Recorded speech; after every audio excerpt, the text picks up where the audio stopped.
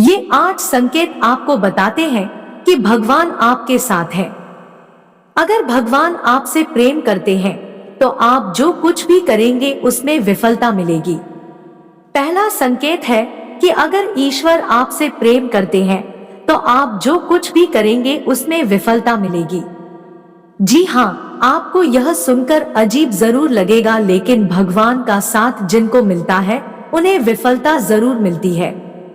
आप बहुत मेहनत करेंगे, आप अच्छाई की राह पर चलेंगे, फिर भी आपको विफलता ही मिलेगी, और यह संकेत है कि भगवान आपसे प्रेम करते हैं। आपको विफलता तब तक देखने को मिलेगी जब तक आप जीवन के सही उद्देश्य को समझ नहीं जाते। दूसरा संकेत है कि जब भगवान की कृपा आप पर होगी तो आपको बिल्कुल अकेला महसूस होगा।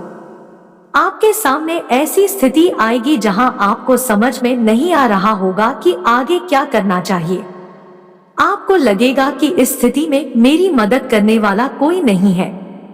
आप अपनी परेशानी किसी से बता नहीं पाओगे, और अगर आप किसी को बताने में सफल हो भी गए तो भी आपकी परेशानी को कोई समझ नहीं पाएगा। वे कहेंगे कि यह परेशानी तो बहुत ही छोटी है, या तो वे इस पर ध्यान नहीं देंगे या वे इसे नजरअंदाज कर देंगे।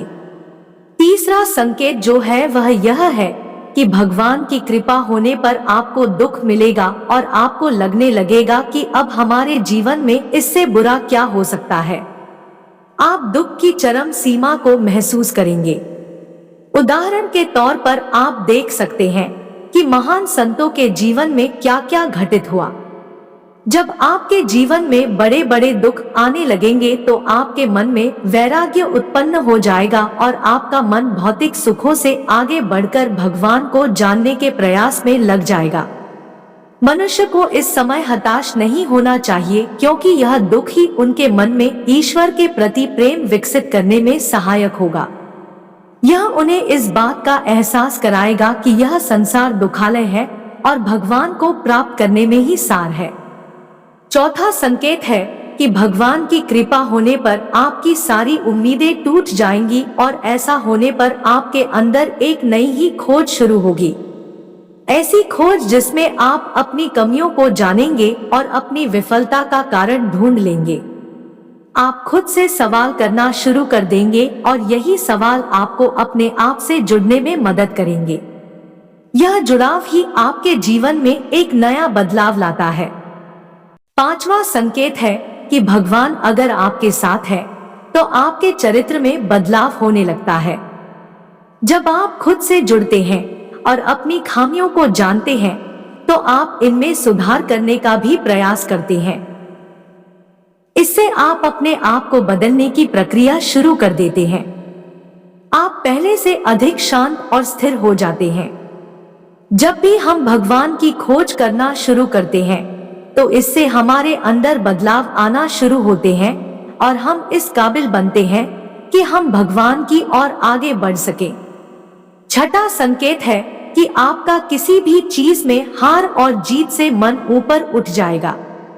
यह समय होगा जब आप पूरी तरह बदल चुके होंगे और आपका जीवन को देखने के नजरिए में परिवर्तन आ चुका होगा। आप हार और जीत से ऊपर उठ जाएंगे और किसी भी काम को लाभ और हानि का विचार किए बिना करेंगे।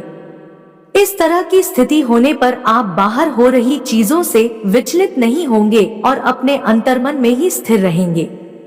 आप भगवान में इतने खोए रहेंगे कि आपको बाहर से मिल रहे दुख और सुख दोनों ही विचलित नहीं कर पाएंगे। सातवां संकेत एक परीक्षा के रूप में होता है। जब आप भगवान की भक्ति में संलग्न हो जाते हैं तो आपके जीवन में एक ऐसी स्थिति आती है जिसमें हर चीज आपको सहज ही प्राप्त होने लगती है। सातवें संकेत में आपके पास सारे ऐश्वर्य अपने आप ही आने लगते हैं और आपको उसमें आसक्त होने से बचना होता है। आपको सारी चीजें जो संसार में प्राप्त करना मुश्किल है, जैसे कि धन, ऐश्वर्य, मोक्ष इत्यादि सहज ही प्राप्त होने लगते हैं। ऐसे में आपकी परीक्षा होती है कि आप इन चीजों से आसक्त ना हो और आपका मन भगवान में ही लगा रहे। अगर आप इस परीक्षा को पास कर जाते हैं तो आप आठवें संकेत की ओर बढ़ते हैं। 8वें संकेत में आप भगवान से मिल सकते हैं और उनसे बात कर सकते हैं, जैसे कि आप एक आम आदमी से इस वक्त करते हैं। इस संकेत के मिलने के बाद आपके मन में जरा भी संशय नहीं रह जाएगा कि भगवान आपके साथ है या नहीं, क्योंकि आप हर समय भगवान के साथ रहेंगे। 8वें संकेत में आप भगवान से मिल सकते हैं और उनसे बात कर सकते हैं, जैसे कि आप एक आम आदमी से इस वक्त करते हैं। इस संकेत के मिलने के बाद आपके मन में जरा भी संशय नहीं रह जाएगा कि भगवान आपके साथ है या नहीं, क्योंकि आप हर समय भगवान के साथ रहेंगे।